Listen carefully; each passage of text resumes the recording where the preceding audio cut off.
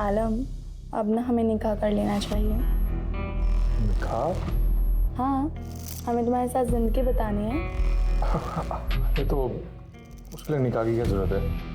हम लोग ऐसे भी साथ में रह सकते हैं। तुम हमारे साथ निकाह करना चाहते हो कि नहीं?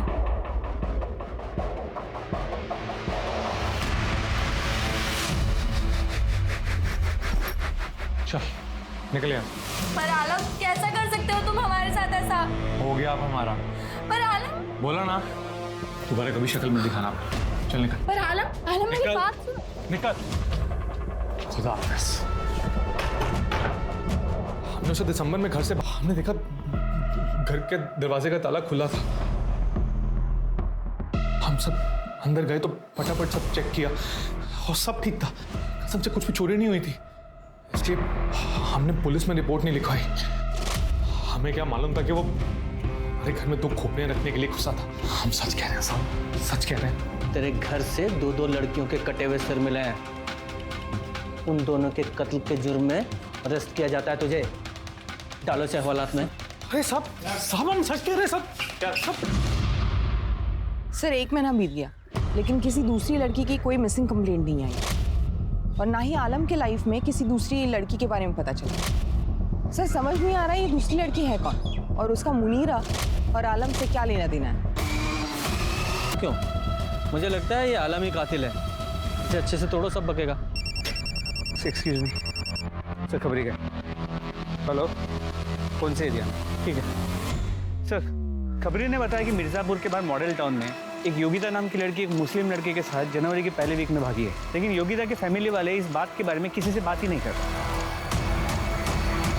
योगिता कहाँ है? मतलब अपनी ससुराल में होगी दिल्ली में, और कहाँ? ससुराल में होगी? मतलब उसकी शादी हो गई? कब? 2 महीने पहले।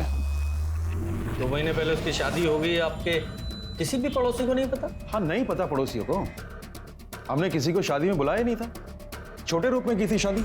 कोई दिक्कत? आपके दामाद का नाम क्या? लक्ष्मण चौरसिया। फोटो दिखाइए। फोटो दिखाओ।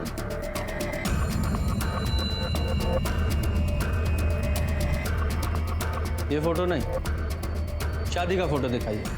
जमाई राजा अभी तक फोटो एल्बम भेजे नहीं है। मैडम वॉशरूम कहाँ पे? हाँ, वो यहाँ पर। Sorry sir. दिल्ली का अपने दामाद जी का एड्रेस दे दीजिए, हम खुद जाके देख लेंगे। आपको नहीं लगता कि आप अपनी लिमिट्स क्रॉस कर रहे हैं? जाइए, नहीं देते आपको एड्रेस और डिटेल्स। ऐसा है, हम ना एक वकील हैं और अपने राइट्स को बहुत अच्छी तरह से जानते हैं। हमारा हक बनता है ये जानने का कि हमें पता हो कि आप लोग यहाँ पर किस लिए। हमें एक लड़की का कटा हुआ सर मिला है, उसकी आइडेंटिटी तलाश करने की कोशिश कर रहे हैं हम, ताकि उसके कातिलों को सजा दिला सकें। हमें कोई शौक नहीं है किसी की प्राइवेसी में दखल देने का। लेकिन आपको क्या, आपकी बेटी तो सही सलामत है ना दिल्ली में? हाँ?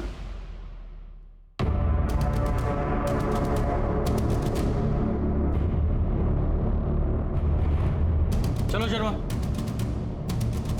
इनसे बात करके कोई फायदा नहीं, कुछ हासिल नहीं होगा।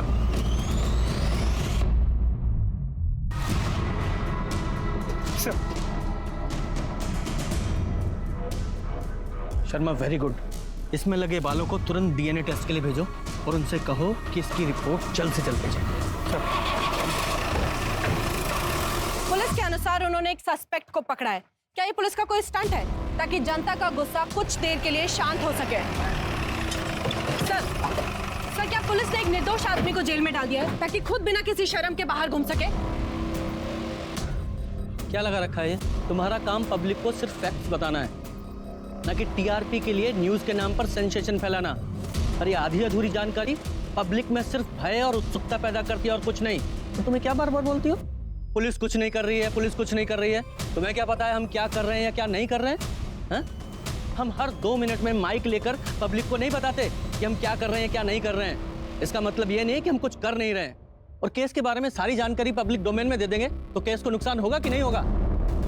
जितनी जानकारी तुम्हारे पास है उसके सिर्फ फैक्ट्स पब्लिक को बताओ, पब्लिक तुम्हें थैंक यू बोलेगी। मैम हमारी बात तो सुनिए। हमने कुछ नहीं किया मैम। हम कुछ नहीं जानते सर। सच बता रहे हैं हम।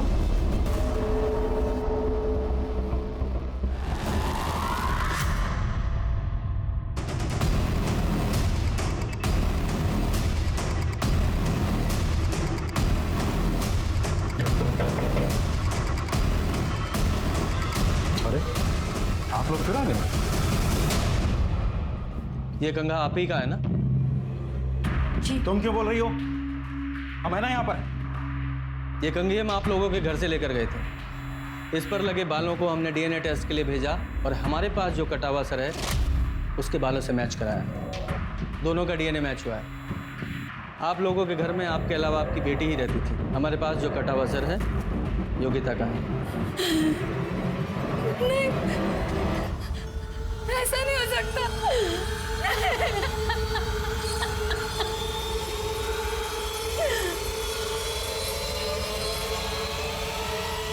हम केस करेंगे आपके ऊपर। आपने ही लीगल तौर पे हमारे घर से कंगा लिया है, ये अनऑफिशियल है। और एक बात बताएं आपको, कोर्ट में ना ये डीएनए रिपोर्ट खारिज हो जाएगी 1 सेकंड में। हम तुम्हारी बेटी के कातिलों को ढूंढने की कोशिश कर रहे हैं और तुम हम पर मुकदमा ठोकने की बात कर रहे हो। कहीं ऐसा तो नहीं कि तुमने ही अपनी बेटी को मारा है? हम क्यों मारेंगे योगिता को? तो तुम बताओ। झूठ बोला है ना हमसे? केस में झूठी जानकारी दी है तुमने हमें। तुम लॉयर हो ना, अच्छी तरह से जानते होगे कि झूठी जानकारी देने के जुर्म में मैं तुम्हें अरेस्ट कर सकता हूँ। मैं अरेस्ट करके थाने लेके जाऊंगा, वहां तुम्हारा डीएनए टेस्ट करूंगा, तुम्हारे हलक में से निकलवाऊंगा। फिर सर वो योगिता। ठीक है सर, हम सच बताते हैं। हम मानते हैं कि हमने योगिता की शादी वाली बात और उसके दिल्ली में रहने वाली बात को झूठ बोला है। वो कुछ दिन पहले अचानक गायब हो गई थी और हमने सोचा कि वापस आ जाएगी, इसलिए पुलिस में कंप्लेंट नहीं किए थे बस। योगिता आपके घर से 4 जनवरी को गई थी ना? आप हमारी वाइफ से सवाल क्यों पूछ रहे हैं?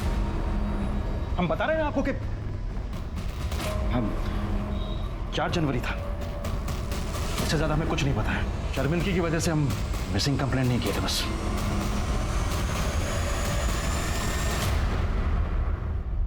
शांति बहुत अच्छी है, हम सब लोग उसे बहुत पसंद भी करते हैं और हमेशा मंदिर में भजन कीर्तन के समय हम उससे मिलते ही रहते हैं।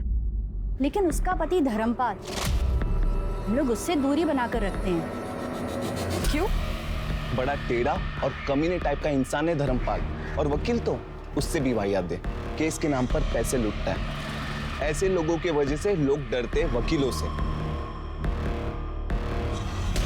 और मैडम वो 3 नंबर गली वाली भावना, वो बता रही थी कि शायद योगिता का चक्कर किसी दूसरे धर्म वाले लड़के के साथ था।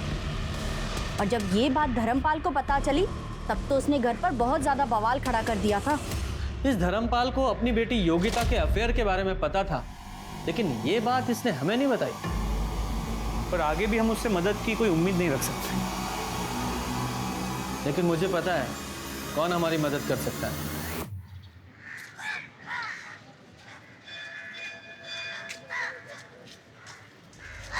नमस्ते। आप यहाँ क्या कर रही हैं? आप जाइए यहाँ से। देखिए, इस केस को सॉल्व करने के लिए और योगिता के कातिलों को पकड़ने के लिए हम यहाँ पर आपसे मदद मांगने आए हैं। देखिए, आप हमारे पति को नहीं जानती। अगर उन्होंने हम दोनों को साथ में यहाँ देख लिया, योगिता वापस तो नहीं आ सकती, लेकिन उसके कातिलों को सजा जरूर मिल सकती है। और हमें यकीन है कि भगवान भी यही चाहते हैं। ये सब तब शुरू हुआ जब हमारी बच्ची योगिता को इमरान सिद्दीकी नाम के एक लड़के से प्यार हो गया। चलो सर। योगिता!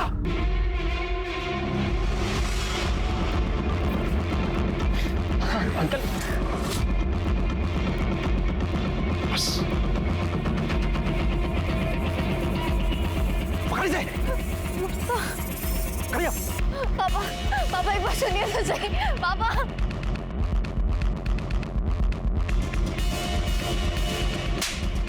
इसी दिन के लिए तुझे पढ़ाया लिखाया था, आजादी दी थी। शांति, आज के बाद ना ये घर से तब तक नहीं निकलेगी जब तक तुम्हारे भले के लिए तो कह रहे हो। माँ भी जानती है कि पापा गलत है।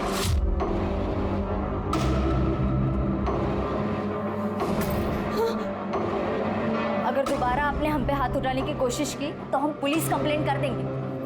अगर आप वकील हैं तो हम भी अपने अधिकार जानते हैं और हम 20 साल के हो चुके हैं। अगर इस देश में हम अपने मर्जी से वोट कर सकते हैं ना, तो हम शादी भी अपने मर्जी से ही करेंगे। हम भी देखते हैं कि कैसे करते हैं। Happy birthday to you. Yogita,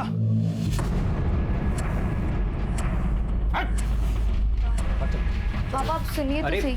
मैं बस अरे भाई साहब, अरे मेरी बात तो सुनिए। पापा बट भाई साहब, देखिए, हमें कोई झगड़ा नहीं चाहिए। हम बड़े ही शांत प्रिय आदमी हैं, लेकिन तब तक जब तक हमारी बातें मानी जा रही है। धर्मपाल जी की बेटी से दूर रहिए, वरना दोस्ती महंगी पड़ सकती है। अभी मुझे और योगिता को एक होने से कोई नहीं रोक सकता।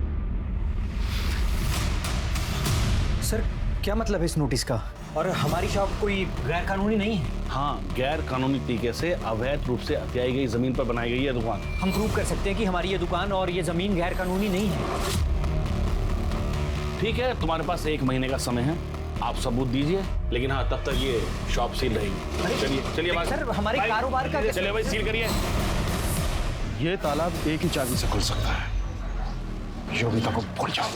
हमारे पति ने हमारी बच्ची की जिंदगी को बर्बाद कर दिया था। इस हद तक कि इमरान की भाभी सादिया तक योगिता के खिलाफ हो गई। उसने तो इमरान से कहा कि वो योगिता के पापा ने हमारी दुकान बंद करवा दी, हमें इतना परेशान किया, और तुम अभी भी इसी के बारे में सोच रहे हो। वो अब इस घर में नहीं आएगी। पर इमरान और उसका बड़ा भाई अजहर दोनों पीछे नहीं हटे। इमरान हमारी बच्ची से बहुत प्यार करता था, फिर दोनों ने एक बार यहाँ से भाग जाने का ठाना। 4 जनवरी को तकरीबन 2:30 बजे, जब हमारे पति घर पर नहीं थे। ये कंगन मैंने तुम्हारी शादी के लिए बनवाए थे, इसे तू अपनी शादी वाले दिन पहन लेना। भगवान पे भरोसा रखो माँ, कुछ दिनों में सब ठीक हो जाएगा। हाँ मेरी बच्ची। उस दिन हमने हमारी बच्ची को आखिरी बार जाते हुए देखा, उसके बाद उसका कभी कोई फोन नहीं आया। ये योगिता इमरान के साथ भागने वाली थी जब इसका खून हुआ। सर, योगिता भागने वाली थी, ये सिर्फ 2 लोगों को पता था, इमरान और दूसरा उसकी माँ शांति। सर, ये हो सकता है कि शांति ने योगिता को मारा और अब रोने का नाटक कर रही है। सर, या फिर इमरान कभी योगिता से शादी ही नहीं करना चाहता और योगिता उसे फोर्स कर रही हो, इसलिए इमरान ने योगिता को मार दिया। या फिर ये धर्मपाल, शायद इसे पता चल गया हो कि योगिता घर से भागने वाली है और उसने घात लगाकर योगिता को मार दिया। सर, इमरान की भाभी सादिया भी हो सकती है, क्योंकि वो इस रिश्ते के खिलाफ हो गई थी। या फिर उसका भाई अजहर, क्योंकि वो इस रिश्ते के लिए तैयार था, लेकिन सिर्फ तब जब धर्मपाल इस रिश्ते को मंजूरी देता। सर, मार तो कोई भी सकता है, लेकिन सवाल यह है कि योगिता इमरान के साथ शादी करने के लिए भागने वाली थी। इस वजह से कोई योगिता का इतनी बेरहमी से मर्डर क्यों करेगा? और ये मुनीरा, इसका क्या? इसका योगिता के साथ क्या कनेक्शन है? अब ये मुनीरा की वजह से योगिता मरी है या योगिता की वजह से मुनीरा? ये भी तो एक पहेली है। सर, अगर ये दोनों मर्डर योगिता की फैमिली या सिद्दीकी की फैमिली में से किसी ने किया है, तो फिर ये दोनों सिर आलम के घर पे कैसे मिले? ये तो आलम ही बताएगा। ढूंढो इसे, लेकिन इससे पहले इसे इमरान को उठा के लेके आओ, देखें ये क्या कहानी सुनाता है।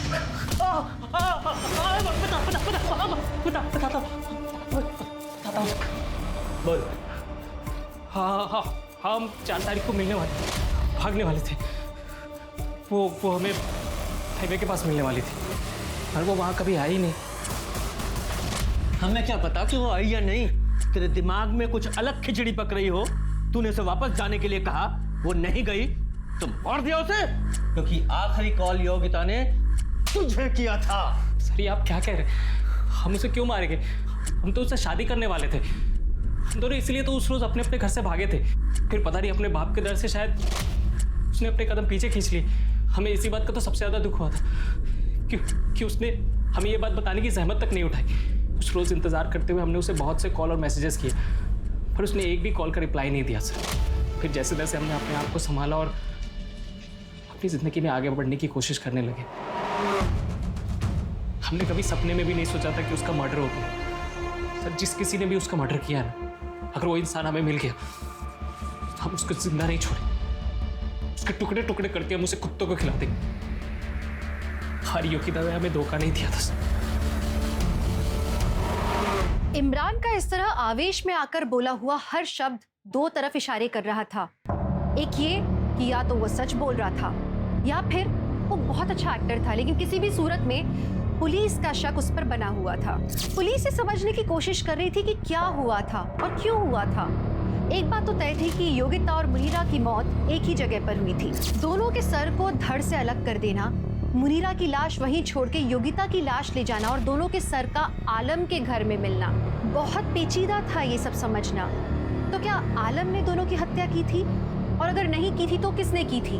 और क्या वो इंसान इन दोनों लड़कियों को जानता था? पुलिस को अभी तक इन दोनों के बीच में कोई कनेक्शन नहीं नजर आ रहा था। एक बात तो तय थी कि इन दोनों की मौत के पीछे किसी सनकी का हाथ था, लेकिन ये समझ नहीं आ रहा था कि उन दोनों लड़कियों को जिनके बीच में कोई संबंध नहीं था, मारने के लिए उन्हें क्यों चुना गया। पुलिस यही सब सुलझाने में लगी थी, तभी एक सुराग उनके हाथ लगा जो शायद इस केस को सुलझा सकता था। सर ये इंदु जोशी, योगिता की बचपन की सहेली। सर ये आपको कुछ बताना चाहती। बैठो बेटा। हाँ बोलो। सर योगिता को धमकी मिली थी। सुन लड़की, अपने ही धर्म में रह, समझी? दूसरे धर्म को भूल जा, वरना हम भूल जाएंगे तुम हमारे धर्म की लड़की हो, समझे? योगिता बहुत घबरा गई थी सर, लेकिन फिर उसने अपने आप को संभाला और वही करने की सोची जो वो करना चाहती थी। अच्छा, तुम तो योगिता को बचपन से जानती हो, उसकी बेस्ट फ्रेंड हो, तुम्हें क्या लगता है किसने किया होगा उसके साथ ये? धर्मपाल अंकल।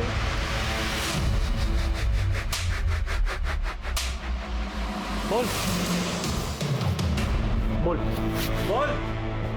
जितना मारना है ना मार लो, लेकिन मैंने कुछ नहीं किया। योगिता के बहाने में उस लड़के का भूत उतारना चाहता था, इसलिए उन्हें भेजा था उसे धमकाने के लिए। और जब वो नहीं डरी तो उसे मरवा दिया। नहीं, मैं अपनी बेटी को कभी नहीं मार सकता। एक बाप होने के नाते उसकी रक्षा कर रहा था, उसके धर्म की, उसकी संस्कृति की। कौन सा गुनाह कर रहा था? मॉडर्न होने का मतलब ये नहीं है। इसे नहीं। शर्मा जरा इधर आओ। ये धर्मपाल इससे ज्यादा बोलने वाला है नहीं। ये नवाज और नुसरत के बारे में और पता करो।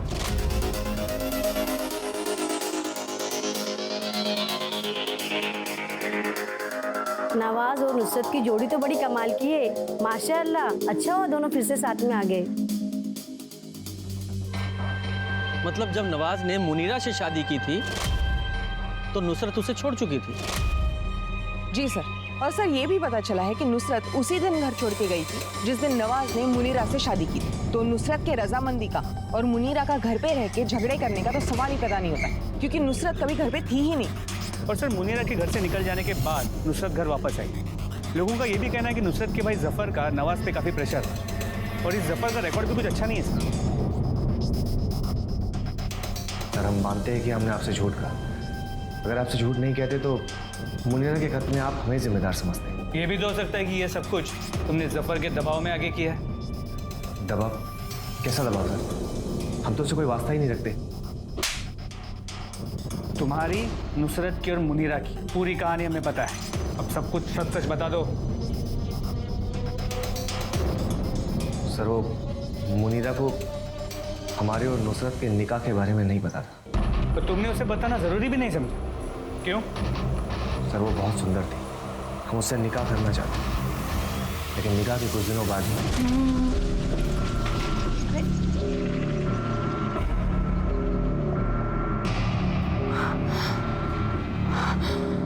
उस दिन के बाद से मुनीरा और हमारे बीच में झगड़ा होने लगा, तनाव बढ़ने लगा। फिर एक दिन वो घर छोड़कर चली गई। तो तुम क्या उम्मीद करते थे वो जश्न मनाती? और जफर अहमद, उसका इस सब में क्या रोल? देखिए साहब, हमने आपको पहले ही बता दिया, जफर भाई से हमारा कोई वास्ता नहीं है। उनके कारनामों की वजह से हमारा परिवार उनसे बात करना तो दूर, उनकी शक्ल तक देखना पसंद नहीं करते। क्या जनाब, लोग तो कुछ भी कहते रहते हैं। अरे नुसरत तुमसे कोई वास्ता ही नहीं रखती थी तो वो क्या बोलेगी? चलिए मान लीजिए ऐसा होता भी, तो आपको क्या लगता है हम जीजू का निकाह ही क्यों होने देते मुनीरा से? ठीक है, जाओ। सलाम सर। सर आपने इसे जाने क्यों दी? ये इतनी आसानी से बोलने वाला नहीं था। नजर रखो इस पे, जरूर कोई लीड मिलेगी। सर आपके लिए चाय। गुप्ता, मैंने चाय मंगाई? नहीं। तो लेके जाओ।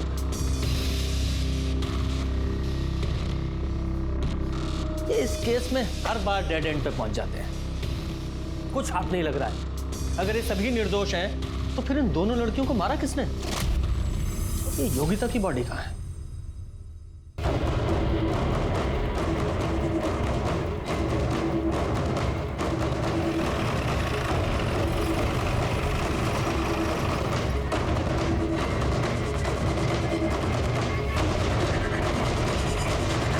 शर्मा बॉडी निकालने के लिए भी करता है कि इसे भी मुनीरा के साथ ही मारा गया था और उसकी बॉडी को यहाँ लाकर डंप कर दिया गया।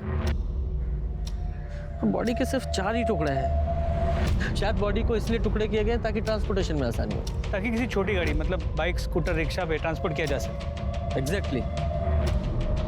इसकी एक टांग गायब है। इधर ड्राइवर्स को बुलाओ और उसे खोजने की कोशिश करो।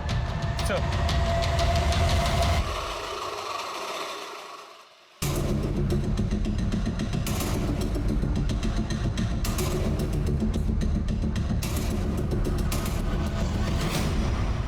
जैसा पुलिस को शक था वैसे ही हुआ। आलम खान के घर मिला दूसरा सर योगिता का ही था। डीएनए रिपोर्ट में तो ये पता लग ही गया था, साथ ही पोस्टमार्टम रिपोर्ट में ये पता चला कि मुनीरा की तरह ही योगिता को भी मारा गया था। दोनों के साथ सेक्सुअल असॉल्ट नहीं हुआ था, लेकिन दोनों की मौत में एक अंतर था, वो ये कि योगिता के शरीर को 4 टुकड़ों में काटा गया था पावर सॉ यानी बिजली से चलने वाली आरी से। पुलिस ये पता लगाने की कोशिश कर रही थी कि शहर में किस किस के पास ऐसी पावर सॉ है, लेकिन इसी बीच एक ऐसा क्लू मिला जिससे इस केस को एक नया मोड़ मिल गया। सर, डीएनए रिपोर्ट से कंफर्म हुआ है कि जो तालाब में बॉडी मिली थी वो योगिता की है। ओके शर्मा, ये देखो, ये नुसरत अपने भाई जफर से मुनीरा के कत्ल से सिर्फ 2 दिन पहले ही मिली थी। मतलब ये नुसरत, जफर और नवाज सबके साथ झूठ बोल रहे हैं। एग्जैक्टली। लेकिन ये फोटो जिस ईमेल आईडी से आई है उसका नाम है कड़वा सच। मैंने पूजा को बोला है साइबर सेल से जरा डिटेल निकालिए इस आईडी की। सर लगता है कोई गुमनाम रह के हमारी मदद करने की कोशिश कर रहे हैं। हाँ, पर इसका मतलब ये भी तो है कि जिसने फोटो भेजी है उसे पता है कि जफर, नवाज और नुसरत हमें क्या बताया है। हमने आपको पहले ही बता दिया, जफर भाई से हमारा कोई वास्ता नहीं है। हम जीजू का निकाह ही क्यों होने देते मुनीरा से? अब ये बातें हमने पब्लिक डोमेन में तो रखी नहीं है। एक काम करते हैं, इन तीनों से पूछताछ करने से पहले जिसने ये फोटो भेजी है उससे पूछताछ करते हैं। सर आपको यकीन नहीं होगा ये फोटो हमें किसने भेजी है। किसने? तो ये हृदय परिवर्तन कैसे हो गया? सर हमने आपकी मदद करने के लिए वो फोटो भेजी और आप हम पे ही शक कर रहे हैं। हाँ, कर रहे हैं शक। उसका रीजन है आपने जिस जफर का हमें फोटो भेजा है, हमें पता है कि तुम उसके रेगुलर कांटेक्ट में थी। ये लो, आपके सारे कॉल रिकॉर्ड्स, साफ पता चल रहा है उसके रेगुलर टच में हो तुम। बोलिए क्या माजरा है? सर कुछ समय पहले जब हम अंडरवर्ल्ड की स्टोरी और रफीक गैंग के मर्डर की स्टोरी कवर कर रहे थे, तब हम जफर से मिले थे और हमें एक दूसरे से प्यार हो गया। हम एक दूसरे के बहुत करीब आ गए थे। लेकिन कुछ टाइम पहले जब हमने उसे एक लड़की के साथ रंगे हाथों पकड़ लिया, तब हमें उससे बदला लेना था। जफर ने हमें बताया कि उसकी बहन नुसरत ने उससे सारे कांटेक्ट ख़त्म कर लिए, लेकिन जब हमने उसे नुसरत से मिलते देखा तो उसका फ़ोटो क्लिक कर लिया, वही फ़ोटो आपको भेज दिया ताकि तुम्हारा बदला पूरा हो।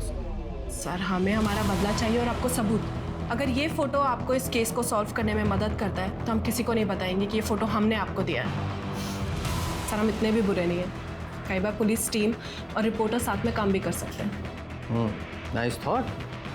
शर्मा, जरा इस जफर को एक विजिट दो।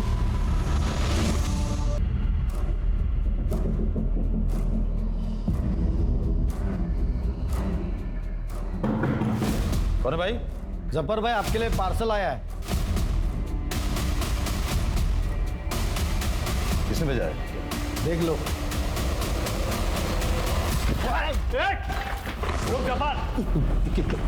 पूरे घर की तलाशी लो। क्या कर रहे हैं आप लोग?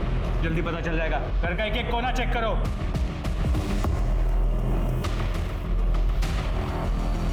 सर 1 मिनट यहाँ आइए। सर ये देखिए,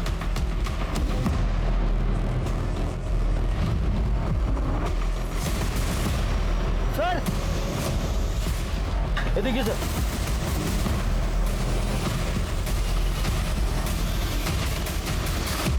फॉरेंसिक रिपोर्ट से पता चला है तेरे स्कूटर पे जो खून था वो योगिता का था और जो इलेक्ट्रिक गाड़ी पे खून था मुनीरा का।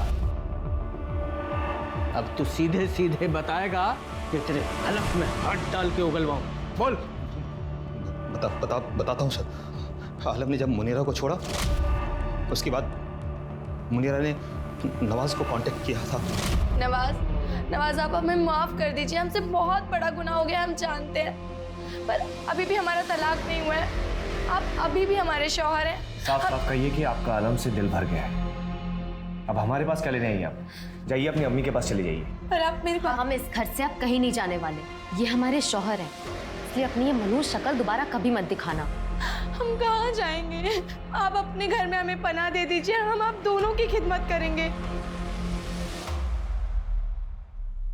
नवाज ने कहा है वो मुझे दोबारा कभी नहीं छोड़ेगा, लेकिन है तो मर्द साथ, क्या भरोसा, अगर वो मुनीरा को वापस ले आए तो हमारा क्या होगा? कुछ करो भाईजान।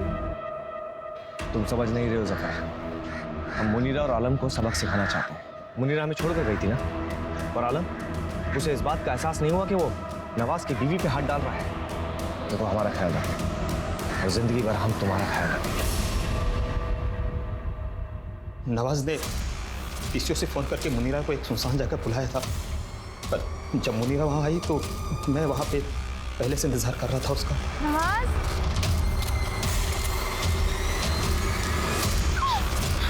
के दो लोगों को पहला सफाया किया था हमने। अच्छा, मतलब जो वो 2 मर्डर नंदिनी रिपोर्ट कर रही थी वो तूने किए थे? सर, कभी आपने इलेक्ट्रिक गाड़ी का इस्तेमाल किया है? बड़ा मजा आता है, पावर सा आ जाता हाथों में, और खून जब सर घाटी में जो खून उछलता है ना फुहारे की तरह, सर आप कल्पना नहीं कर सकते उसकी। इसके खिलाफ 4 मर्डर की चार्जशीट दाखिल करो। जफर को योगिता और मुनीरा के कत्ल के लिए और नवाज और नुसरत को इस जघन्य अपराध में साथ देने के लिए गिरफ्तार किया गया। मुनीरा ने अपनी जिंदगी में गलत इंसान को चुनने की गलती की, जिसकी कीमत उसने अपनी जान दे के चुकाई। और योगिता, वो तो बस गलत समय पर गलत जगह पर मौजूद थी। वो अपनी पिता की सोच से दूर जाना चाहती थी और बदकिस्मती से एक आदमखोर कातिल के हाथ लग गई, जिसने एक कत्ल को छुपाने के लिए दूसरा कत्ल कर दिया। किसी की जान ले लेना किसी भी मुद्दे का हल हो ही नहीं सकता, ये एक क्राइम है। और आप चाहे कितनी भी तिकड़म लगा ले, एक क्राइम करने के बाद मुजरिम अपने निशान छोड़ ही जाता है, पकड़ा जाता है। आप अपने परिवार को प्यार से संजो के रखें। इसी आशा के साथ मैं दिव्यांका त्रिपाठी दहिया लेती हूँ आपसे विदा। फिर मिलूंगी अगले केस के साथ। तब तक देखते रहिए क्राइम पेट्रोल, सतर्क, विमेन अगेंस्ट क्राइम। एक औरत परिवार, अब हर औरत का भार।